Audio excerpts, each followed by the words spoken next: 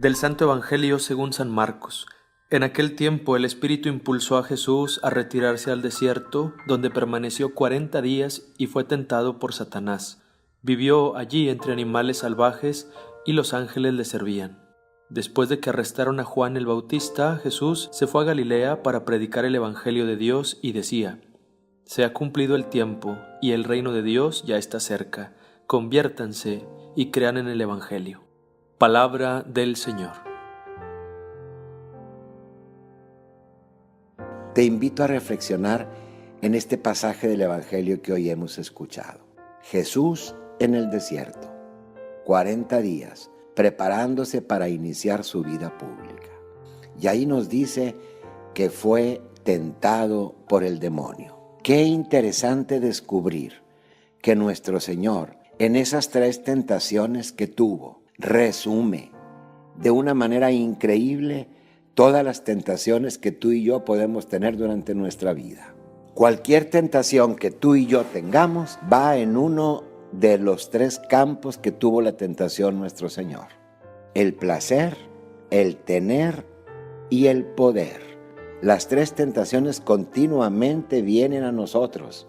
Enfrentarnos a la tentación es enfrentarnos a la posibilidad de realizar un mérito. Podemos caer en ella, lamentablemente, y fallamos, pero también podemos superarla. La tentación en sí no es buena ni mala, la tentación es una oportunidad. Por eso en el Padre Nuestro no le decimos al Señor: no nos envíes tentaciones, sino no nos dejes caer en la tentación. En las tentaciones que vienen a presentarnos de una manera agradable aquello que es malo. La tentación del placer se nos presenta cuando nosotros, porque algo nos gusta, fallamos en algo que debíamos de haber hecho. Preferimos el gusto que actuar bien. Claro que el placer es bueno, Dios lo ha puesto en nuestra naturaleza, pero cuando buscamos el placer fallando en un campo que Dios nos pide, ahí es en donde nosotros caemos en la tentación. Es donde nosotros no la hemos vencido, sino la tentación nos venció a nosotros. Esa tentación es muy común y de esa tentación siempre nos damos cuenta.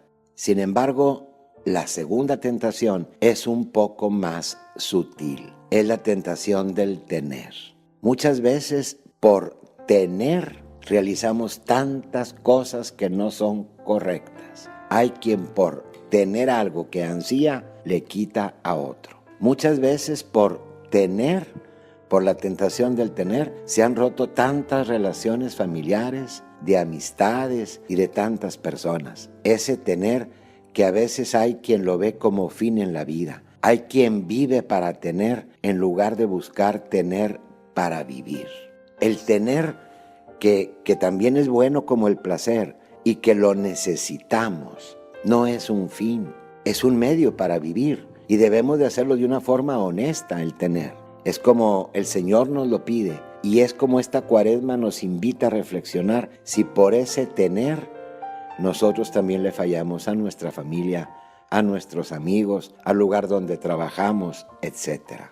La tercera tentación es la más sutil. Muchas veces ni cuenta nos damos de ella, la tentación del poder.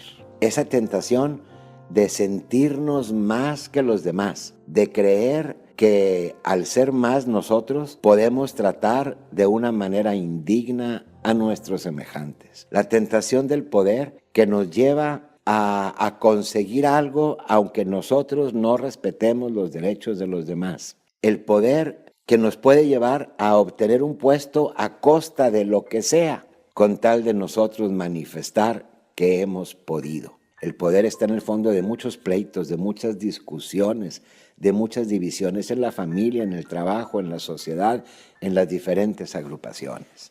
Pues nuestro Señor enfrentó estas 3 tentaciones y las venció. Y las venció llevando siempre los criterios de la palabra de Dios. Ante la tentación del placer, Jesús responde: no solo de pan vive el hombre, sino de toda palabra que sale de la boca de Dios.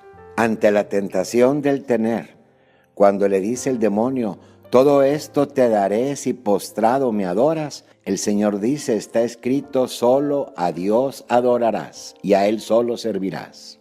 Y ante la tentación del poder, cuando el diablo le dice, arrójate de la cúpula del templo para que todos te vean, al cabo está escrito que el Señor mandará a los ángeles para que tu pie no tropiece en la piedra. Jesús le dice, también está escrito, no tentarás al Señor tu Dios.